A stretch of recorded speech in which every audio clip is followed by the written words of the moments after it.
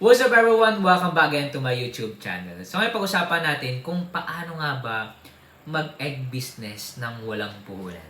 Alright, so bago tayo mag-start sa ating vlog, kung bago lang sa aking YouTube channel, please subscribe to notification bell para update po kayo sa ating mga bagong vlog na upload in the future. Kapag na-reach po natin yung 100k subscriber ay magpapag-giveaway po tayo after this year 2025. Alright, balik po tayo sa ating topic ngayon. Kung maganda yung thumbnail ko, ang dami pong mga tree, okay, na egg yan. So yan, hindi sa akin yan. So dito ko sabihin sa inyo na paano nga ba tayo mag-egg business, okay, nang walang puhunan.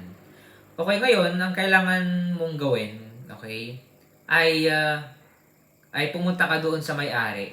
Tapos sabihin mo, pwede ko bang picturean itong mga egg mo? Okay, picturean mo, tapos i-post mo sa social media. I-send mo sa mga kaibigan mo, sa mga kakilala mo na nagbebenta ka ng egg. Tapos, kapag merong bumili, okay, merong naghaw, order ako ng isang tray. Patungan mo na kahit kumita ka, okay, kahit magkano, okay, basta maramdaman mo yung paano ka makabenta. Okay? Sabihin mo yung price, tapos sabihin mo payment first. Okay? Siyempre, na-negotiate mo na yung may-ari ng ng egg business dyan sa Ang gawin mo ay kunin mo na yung bayad, tapos bayaran mo na doon sa supplier mo, sa nakausap mo, okay, na pwedeng picturean, tapos meron kang benta. Bayaran mo na, tapos i-deliver mo doon sa nag-order sa'yo.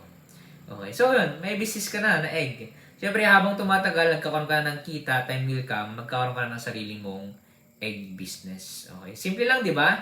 Okay, yan yung tinatawag na pre-sell. Okay? Kung hindi mo pa napanood, hanapin mo yung pre-sell na video ko, tapos panoorin mo yung full detail.